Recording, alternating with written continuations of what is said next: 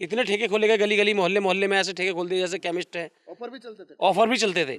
जब देश कोरोना जैसी महाबीमारी से लड़ रहा था और देश का घर घर का व्यक्ति दवाई के लिए परेशान था, भूख के लिए परेशान था, उस समय दारू बांट रहे थे।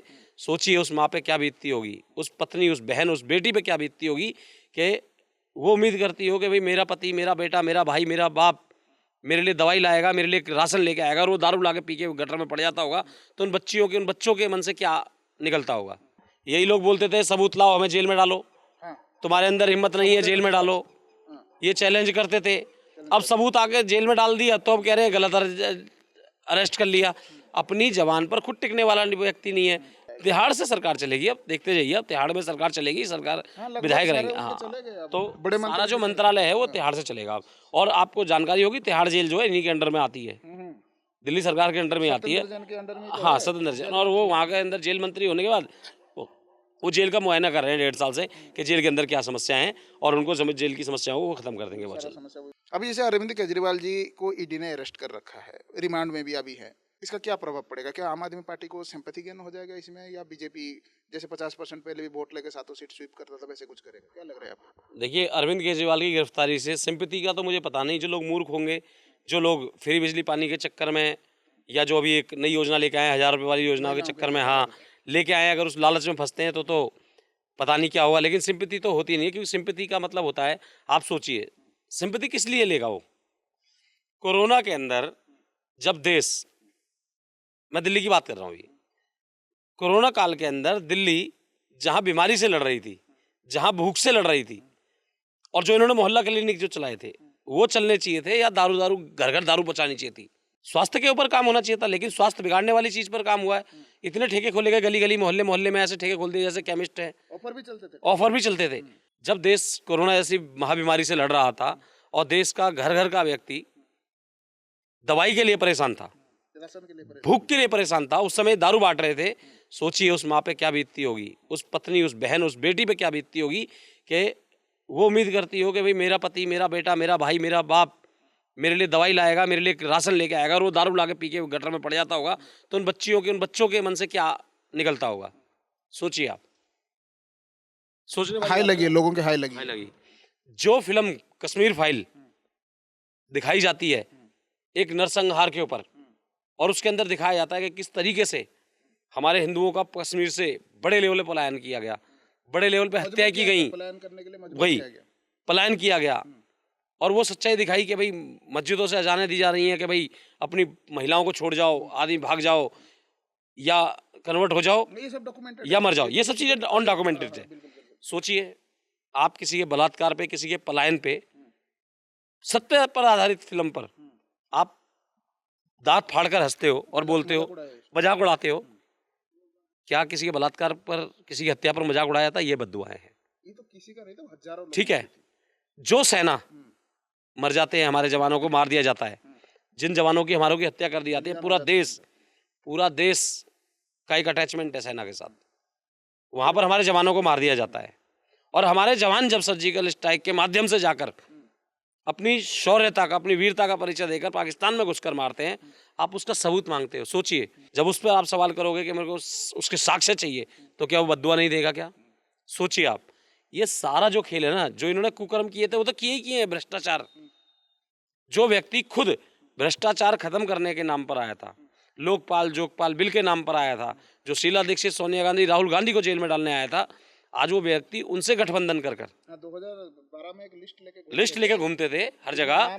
सबका नाम, कलमाड़ी का, अजय माकन का, हारून यूसुफ का, सबके नाम लेकर घूमता था। सबका, अरुण जेटली का, बहुत सारे, सबका बहुत लोगों का, मतलब बीजेपी, कांग्रेस, आप, सपा, बसपा, सबके नाम लेकर ये घूमते थे कि हम अगर सत्ता में आएंगे हम ये कर देंगे। और ये आज INDIA के माध्यम से उन्हीं के साथ गठबंधन बनाकर बैठ गया। तो कहीं ना कहीं ये जो बाकी दल हैं गठबंधन वाले, ये उनसे ज़्यादा खतरनाक व्यक्ति है। नरेंद्र मोदी की सरकार आने के बाद एक चीज़ तो क्लियर हो गई कि बहुत सारे लोग बोलते थे, आपके चैनल के माध्यम से भी देखना, बहुत सारे लोग बोलते थे कि यार नेताओं को ना, बोलते थे सब लोग ना, आपने कहावत सुनी होगी, फिल्मों में भी डायलॉग सुने होंगे ना, कि नेताओं को जेल नहीं होती है, नेल लेता हो। नरेंद्र मोदी ने एक बेंचमार्क सेट कर दिया कि अब नेताओं को जेल होती है। और जेल ही नहीं होती है, उनकी बेल भी नहीं होती है। और तो और अरविंद केजरीवाल को जेल में डलने के बाद ये भी साबित हो गया कि सिटिंग मुख्यमंत्री भी जेल में जा सकता है। हेमंत सोरेन भी इनसे पहले जा चुके हैं। हेमंत सोरेन भी है। तो ये जो सिस्टम है ना, जो एक बहता, पहले की जनता जो है ना, नेताओं से बात करने में डरती थी कि नेता एक बहुत गुंडा होगा, वो हमें मरवा देगा या कुछ कर देगा। आज जनता आंखों से आंखें मिलाकर बात करती है। वो ताकत आई है नरेंद्र मोदी के बाद नरेंद्र मोदी जी के पास। कि भाई हाँ, जो जनता का सेवक है, अगर जनता उससे सवाल नहीं करेगी तो कौन करेगा। तो यहाँ पर जो कुछ बेंचमार्क हैं बहुत अच्छे सेट हुए हैं और नेताओं को अब पता चल गया कि भैया जमानत भी नहीं होती है। और इसीलिए इसी पारदर्शिता के लिए, और ऐसा नहीं है, नरेंद्र मोदी ने अपने नेताओं को भी जेल भेजा है, उसकी भी लिस्ट आप निकाल के एक बार चेक कर लीजिए, उन्होंने उसको भी निकाला। तो ऐसा है कि भ्रष्टाचार के खिलाफ नरेंद्र मोदी का एजेंडा बिल्कुल साफ है। सबूत जिनके खिलाफ मिला कार्रवाई वो जाएगा जेल, बिल्कुल जेल जाएगा। ऐसा कुछ नहीं है कि जेल नहीं जाएगा। उनको जेल में डाल दिया है। इसको लेके कांग्रेस ने केजरीवाल जी को समर्थन भी किया है।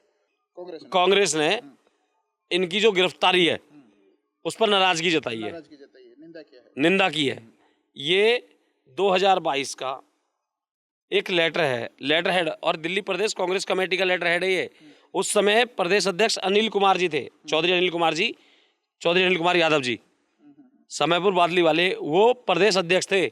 और उन्होंने खुद शराब के विषय में राकेश अस्थाना जो दिल्ली के कमिश्नर थे उनको दर्ज कंप्लेंट कराई थी। ये वो कंप्लेंट है और मैं आपको भेज दूंगा, आप अपने चैनल के अंदर इसको दिखाइएगा।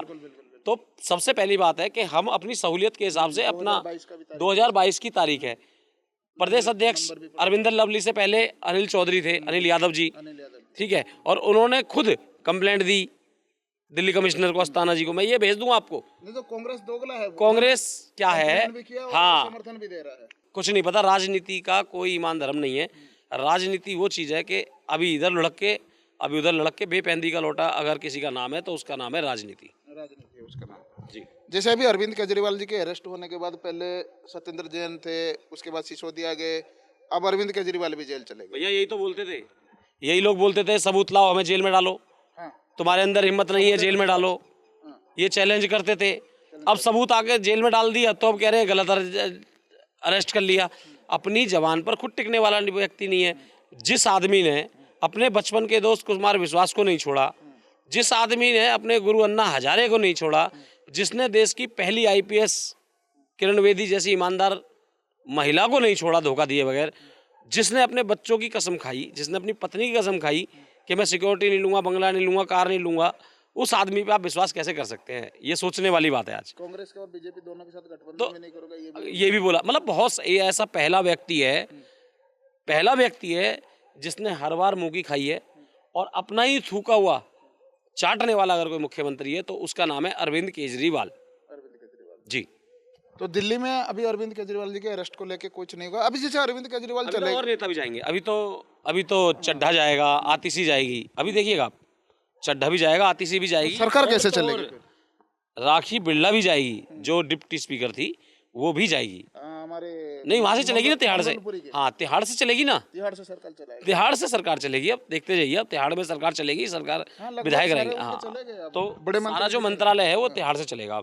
और आपको जानकारी होगी तिहाड़ जेल जो है इन्हीं के अंडर में आती है, दिल्ली सरकार के अंडर में आती है।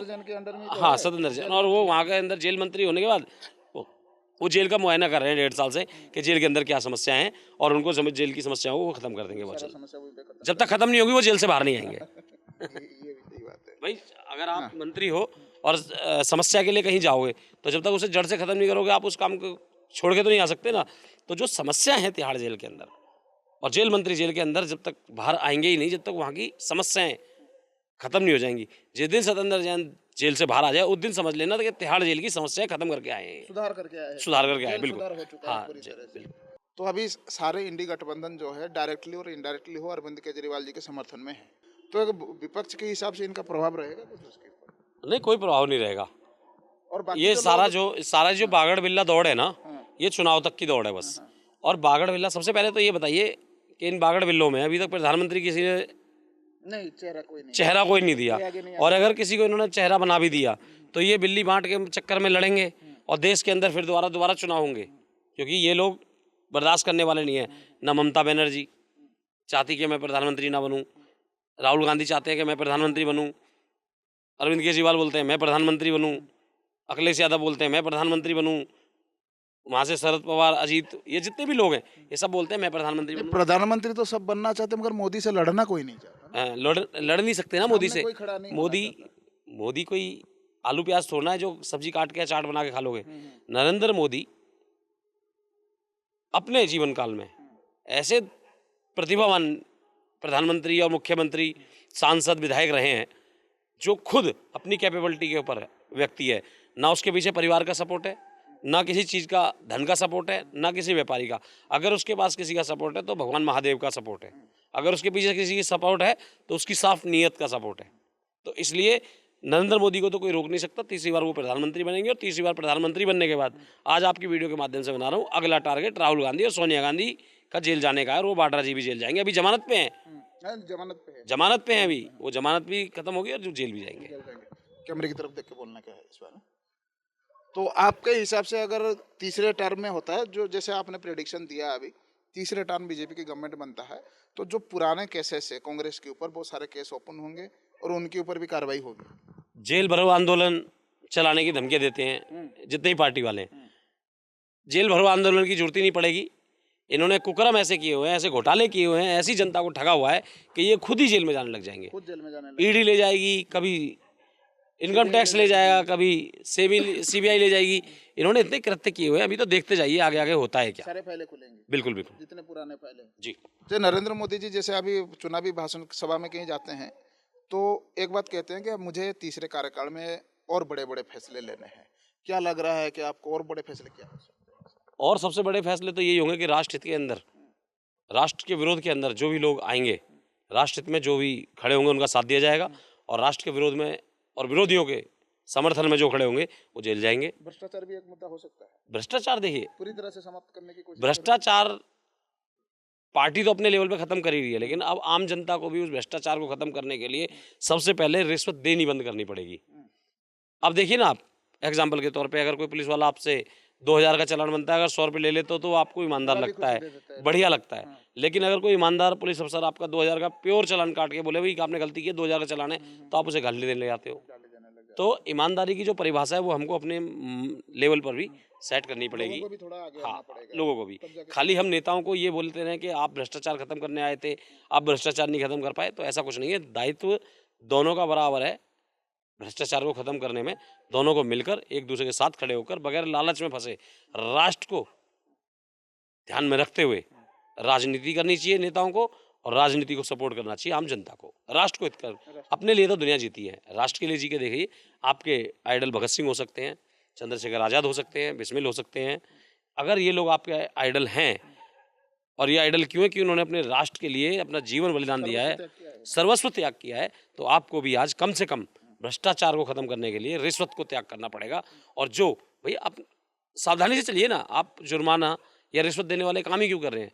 आप थोड़ा ईमानदारी से काम करने लग जाइए, तो रिश्वत देने की जरूरत ही नहीं पड़ेगी। जैसे आप अपनी तरफ से एक अभी ओपिनियन पोल दे रहे हैं कि बीजेपी सत्ता में आ रही, तो कितनी सीटें दे रही है पूरे भारत में? मेरा आंकड़ा है बीजेपी का 350 से लेकर 370, मोदी जी ने सेट करा। 350 से लेकर 370 मेरा भी आंकड़ा है। उतने हाँ 350, हाँ 350 से 300, हाँ 350 से और एनडीए 300 मिलाएंगे तो 400 पार जाएगा वो बाद में देखी जाएगी बीजेपी की, लेकिन 350 से बीजेपी का अगर 350 हो रहा है तो NDA हाँ मिलाके तो वो देखा जाएगा क्या होगा क्या नहीं होगा, लेकिन हाँ 350 तो पक्का है। तो बहुत बहुत धन्यवाद आपका। तो ये हमारे साथ अभी आज़ाद विनोद जी थे, जो सुदर्शन वाहिनी के राष्ट्रीय अध्यक्ष थे। अभी उनसे बात हो रही थी दिल्ली के हाल के विषय में।